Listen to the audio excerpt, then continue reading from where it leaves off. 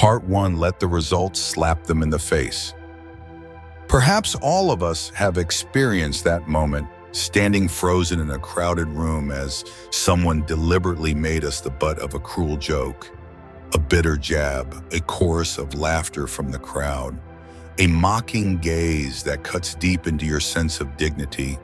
The first instinct is to react, to defend your pride with sharp words or a defiant glare. But the truth, the one few are willing to admit, is this: an impulsive reaction only keeps the mockery alive in everyone's memory.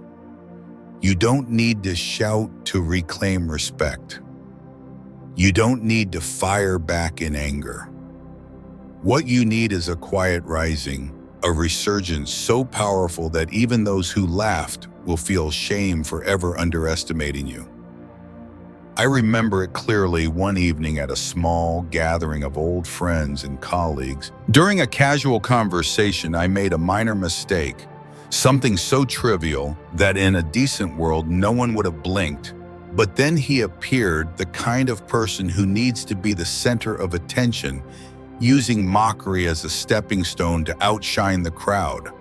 One sharp-tongued joke, laughter louder than necessary, and the eager nods from those standing around. I could feel my blood rushing to my face. I knew I could snap back, could slice through the moment with the sarcasm. But I didn't. Instead of returning insult for insult, I simply smiled and nodded. Not in agreement with the joke, but with a silent promise to myself: laugh all you want. One day you'll be looking up at me. From that day, I disappeared from that social circle. No social media posts, no empty conversations. I didn't need them to know what I was doing. I only needed results. I woke up earlier, trained harder, read the books I once abandoned, pursued the goals I had long promised myself but never fulfilled.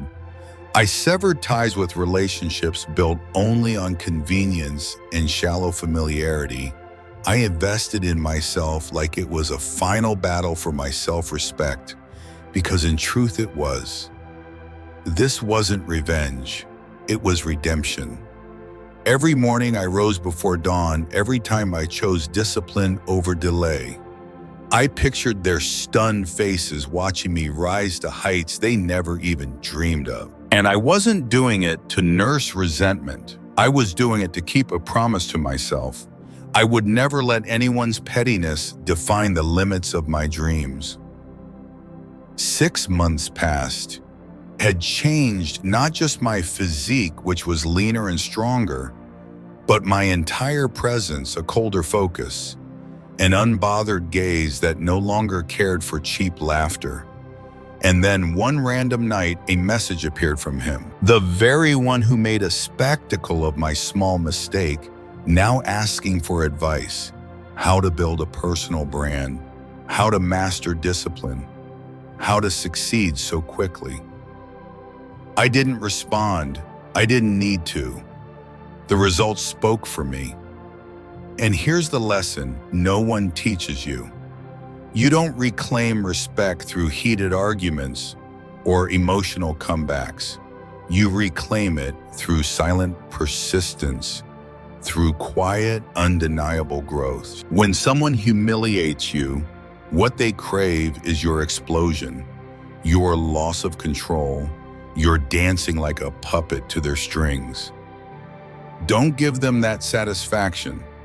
Let your progress become the loudest declaration. Let your growth turn their laughter into an embarrassing memory.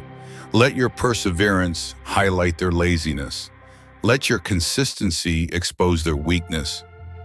As you evolve while they stay stagnant, your very existence becomes living proof of their failure. And you won't need to say a word, you just need to live boldly, wisely, unshakably.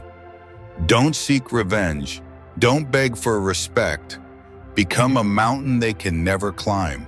Let their insults become the first chapter in the story of your greatest comeback. And when that day comes, you won't need to wave your arms or raise your voice. You will simply stand there, calm, steady, and let your achievements do all the talking. Part 2. Ignore them as if they never existed. There is a silent yet razor-sharp kind of power, one that most wounded souls are never taught: the power of absolute disregard. Not the bitter kind of ignoring, nor the kind that hides pain behind a fake smile, but a cold, silent indifference, a decisive way of showing that they no longer exist in your world. Do you know why those who publicly humiliate others do it? Not merely out of cruelty, it's a power play. They don't just want to hurt you, they want to drag you into their game. A game where you get angry, lose control, and in that moment they win. But if you refuse to play, if you don't react, don't blush, don't say a single word, the entire game falls apart. Without your attention, they have no stage. I once had a friend like that, someone who knew exactly how to throw out sharp little jabs at just the right time. One day he publicly dug up a private story I had once trusted him with, laughing about it in front of our circle of friends. The laughter erupted, but I didn't laugh. I didn't get angry. I simply looked at him, a blank, cold stare devoid of any emotion, and then I made him invisible. No more eye contact, no more strained smiles, no more casual greetings, just an empty space where he once stood. And something strange happened. Within weeks, he became a shadow lost in the very group where he once commanded attention. I never had to shout, "I don't accept this behavior." My silence spoke louder. You are no longer here and no one cares. Public indifference is not punishment. It is the silent declaration of those who know their worth. I choose who steps into my world. I decide who is worthy of my glance, my smile, my voice. And here's why this method is so powerfully effective. It starves the offender's ego. They survive on attention and reactions. Without signals from you, they grow confused and desperate. It stuns the crowd. They expect a fiery argument, but instead they witness someone holding their ground with unshakable calm. It makes you powerful. The one who remains unmoved in the face of insult holds infinitely more strength than the one who needs noise and attention to feel alive. Many mistake maturity as being endlessly polite, forgiving every offense, but true maturity, true wisdom is knowing you have the right to choose who is worthy of your energy. You don't have to force a fake smile for someone who stabbed you in the back. You don't have to pretend nothing happened just to keep the peace. Sometimes the only way to respect yourself is to cut off all interaction, cold and clear. I remember vividly months later at a gathering, the one who once humiliated me awkwardly approached, trying to spark a casual conversation, pretending as if nothing had ever happened. A quick, "Hey bro, everything good?" I glanced briefly expressionless and walked straight past him. No smile, no words. In that moment, I didn't lose a friend. I reclaimed my freedom. And those who witnessed it, they understood. They saw the quiet strength. They saw clearly who the real loser was. It wasn't me. There's an unshakable rule. A strong person doesn't need to raise their voice to prove their power. They prove it by refusing to waste energy on what's beneath them.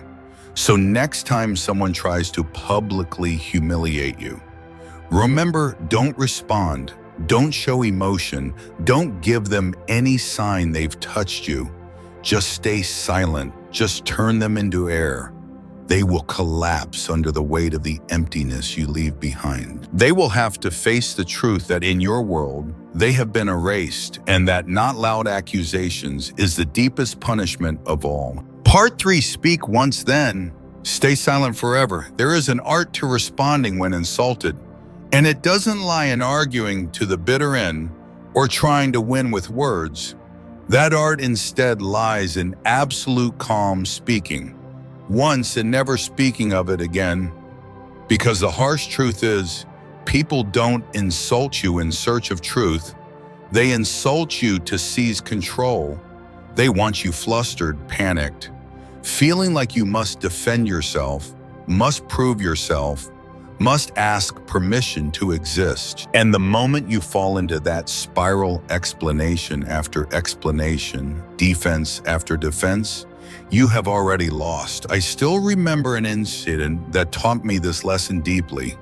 That year I was working with an older colleague, someone supposedly more experienced, or at least confident enough to believe he was. During a crowded meeting without any real cause, he publicly tore down one of my proposals, not just disagreeing, but implying I was incompetent right in front of the entire team. In that moment, the room seemed to hold its breath. Every eye turned toward me. They were waiting for an explosion, a sharp comeback, a heated debate, but I simply looked at him completely calm and said one line: "If you truly believe that perhaps I have overestimated your integrity." No shouting, no explanation, no defensive gestures. I said my piece, leaned back in my chair, crossed my arms, and let the silence do the rest. And you know what? That single sentence echoed louder than any argument I could have made. Because when you speak less but strike sharply, you let the silence around your words magnify their weight. You don't need to convince anyone. You simply state your truth once and close the door. Here's why speaking once then staying silent holds such power. It turns your words into an event. The world is saturated with noise. Endless apologies, rambling explanation. When you speak concisely and stop people, remember, it proves an unshakable confidence. You don't need to beg anyone to understand you. You know who you are. You don't crave recognition. You grant it to yourself. It exposes the insecurity of the offender. When you no longer react, the one who insulted you is left to battle alone in the war they started. They spiral in confusion, lost in their own awkwardness. Think about it. What do the weak do? They write endless messages, desperately trying to explain things clearly. They post vague statuses on social media, silently begging for sympathy. They quietly hope someone will step in and defend them, but the strong, they speak their truth once, no pleading, no theatrics. And then they walk away, leaving the offender to stew in the silence they created. And here's another truth, one that not everyone is brave enough to face. You owe no explanations to those who deliberately choose to twist your words. If someone decides to slander you publicly, you owe them nothing. If someone chooses to believe the worst about you rather than the truth, let them live with that choice. You were not born to fix the misunderstandings of others. You were born to live your truth, whether anyone understands it or not. So when facing public humiliation, 1. Speak the truth, once cold, sharp, without weakness or anger. Do not repeat yourself. Do not argue. Do not defend. 3. Walk away from the stage. Do not allow yourself to be dragged into a game unworthy of you, because the reality is the strong don't need to be understood. They need inner peace. And the price of that peace sometimes is letting the toxic drown in the world of misunderstanding they created. Remember, when you no longer feel the need to explain, you are no longer bound, and that is freedom. Part 4. Respond with sharp-edged humor. When someone publicly humiliates you, the first instinct is often to react with a bitter retort, a furious glare, or worse, an immediate collapse on the spot. But there's a weapon far more devastating than all of those combined.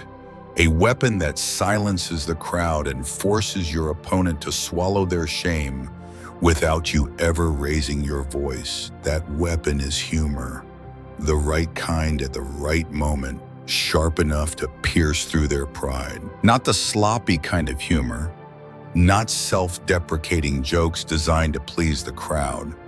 No, it's humor like a blade hidden inside a smile. I still remember one time during a small meeting among partners, when a man well known for boasting and jabbing stood up and, under the guise of just joking, took a public shot at my supposed lack of knowledge.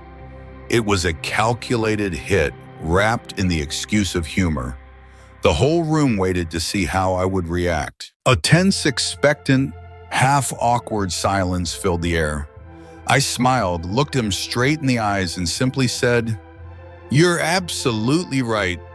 Everyone should slow down a bit to keep up with you. Simple or light, no arrogance in my tone, no heated debate. Just one line, but it carried everything that needed to be said. I wasn't weak. I wasn't falling for his trap, and he was the real joke in the room." The reaction, a heavy, uncomfortable silence. A few polite, awkward chuckles from those who caught the subtext, and him frozen speechless for the rest of the meeting. That is the power of a well-timed humorous strike. It completely disarms the opponent. They expect anger shouting. Instead, you smile and strike lightly but with precision. They don't know how to fight back. It flips the room's perception. People admire those who stay composed under pressure, but they respect those who can turn insults into clever jokes, winning the crowd without even trying. It leaves a lasting mark. Anger fades, but a sharp, icy joke, one that cuts just enough to be unforgettable, will be retold long after the moment has passed.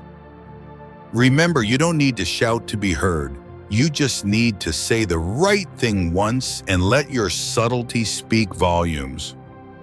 To master this, you need to practice 3 things. 1, control your emotions first. When someone insults you, your instincts scream for immediate retaliation. Don't give in. Take a breath.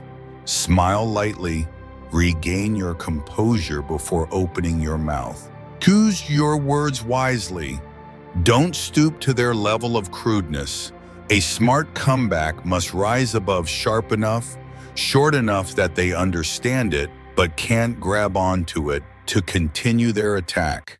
Don't explain. Once you deliver your line, move on as if you just brushed a speck of dust off your sleeve. No extra words. No justifications. The silence after your words will amplify their impact. Want a few sharp comebacks to keep in your pocket. Here were some examples. That's a very brave opinion. Completely wrong, but brave. I admire your confidence, speaking so passionately without any evidence. I love the way you talk as if it makes sense. Arguing with you would be like playing chess with a pigeon. Wide, sharp, memorable. But remember, the goal isn't to destroy them. The goal is to show the world and yourself that you are unshakable, that you possess the wit and composure to rise above their petty games. You don't need to make them bleed. You just need to show them they can't touch you, and that alone will hurt more than any blow, because true power is not about who can yell the loudest. True power is smiling, striking invisibly, and walking away head held high. Part 5. Cut off those who laughed when you were humiliated. Sometimes the deepest wound doesn't come from the one who insulted you publicly.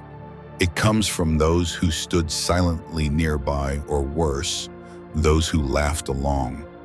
People often say, "Oh, it was just a joke, they didn't mean it." But be honest with yourself. No one laughs at the pain of someone they truly respect. There's a brutal truth you must accept. When someone laughs while you are being humiliated, they have already chosen a side. I remember that moment clearly. A friend I once trusted, Someone I had helped, someone I had confided in during difficult times, laughed out loud when someone else mocked me in front of a crowd. Not a furrowed brow, not a hint that she thought it was wrong, just laughter, a betrayal wrapped in a smile. I didn't confront her. I didn't ask why. I didn't demand an apology. I simply walked quietly out of their life. No more reaching out, no more forcing the friendship, no more pretending everything was fine, because silence, like laughter, is a choice. And that choice told me everything I needed to know. You need to understand this. The person who insults you can only hurt you for a moment, but the ones who laugh with them, they hurt you for a lifetime, because that's a betrayal of trust. So don't cling. Don't make excuses. Maybe they didn't mean it.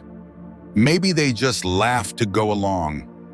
No, in that moment, they chose convenience over loyalty, and people who choose comfort over loyalty have no place in your journey toward growth. Remember, laughter is complicity.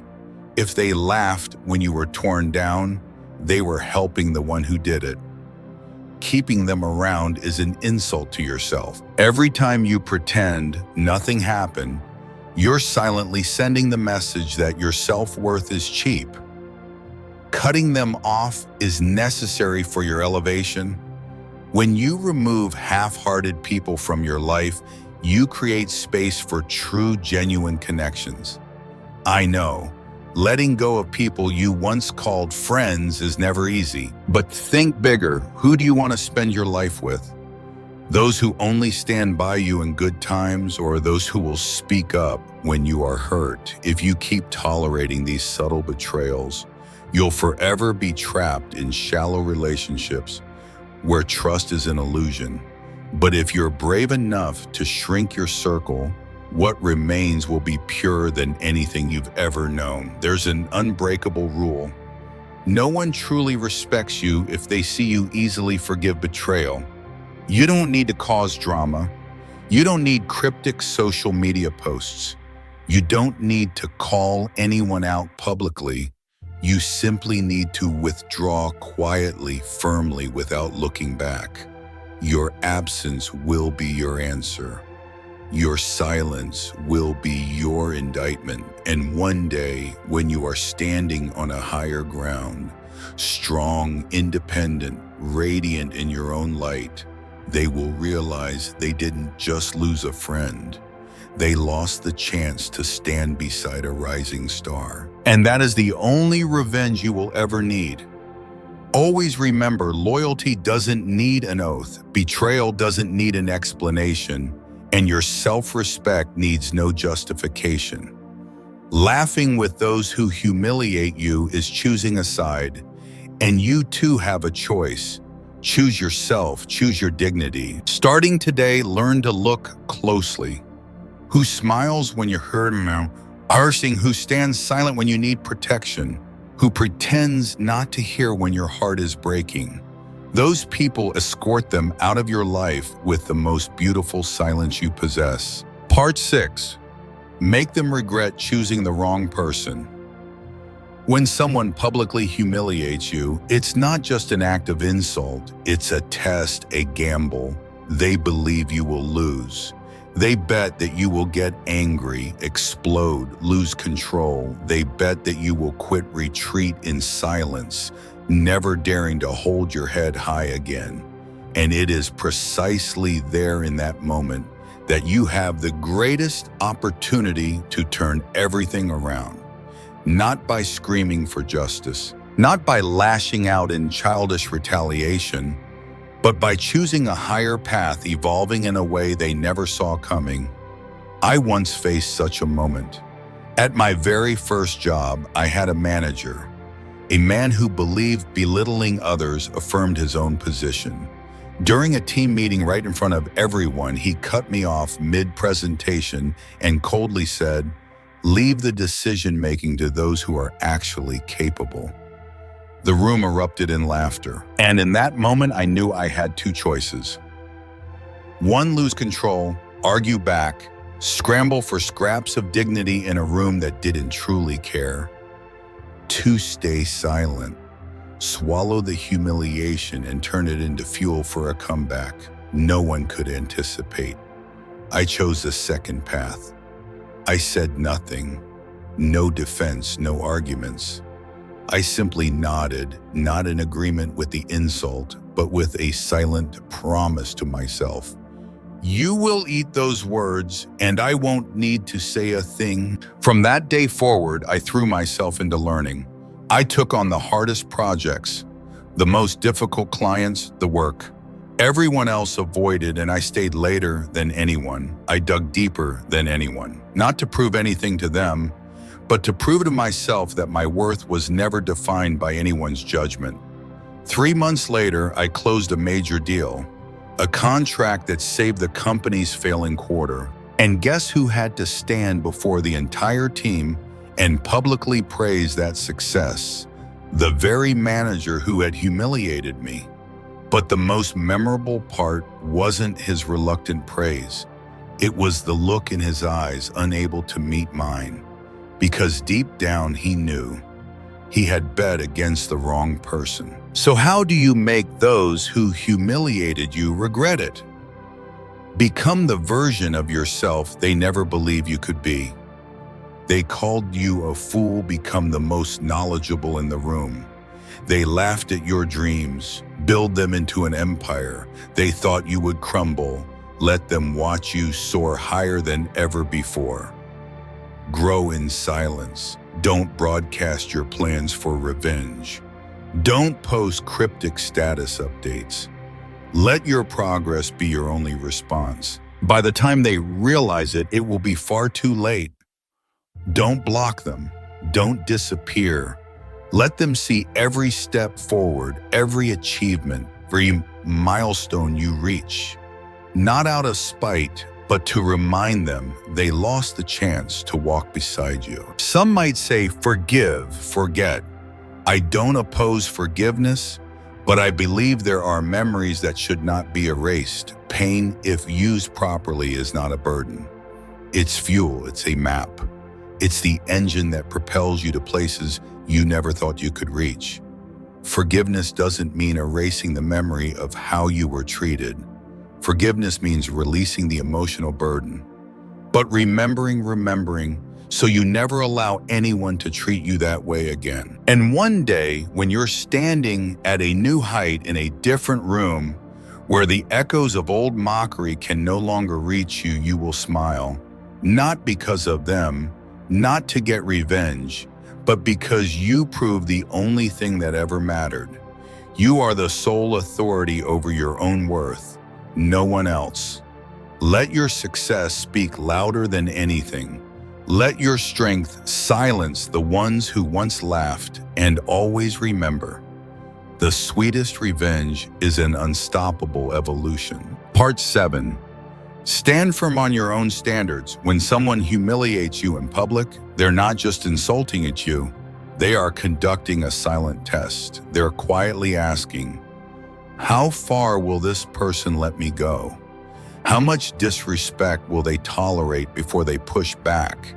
And the way you react, the way you carry yourself afterward answers that question for them and for the whole world. It shows how much you truly value yourself. Standards are not the pretty words you hang on a wall. Standards are the inviolable boundaries you enforce daily without announcement, without argument. Only action. I once had a friend, the kind who loved to joke a little too much. At first it was harmless teasing, but over time the jokes got sharper, more personal, targeting my appearance, my family, old wounds I had never shared publicly. The first time I spoke up, I don't find that funny. He laughed it off, clapped me on the back. Come on, man, just a joke. Don't be so sensitive. I stayed silent, but deep down I knew one broken boundary without consequence is an open invitation for the next insult, and sure enough, it happened again. At a crowded gathering, he fired off another, joke, harsher, sharper, as the bystanders chuckled. I stood up. No shouting, no scene.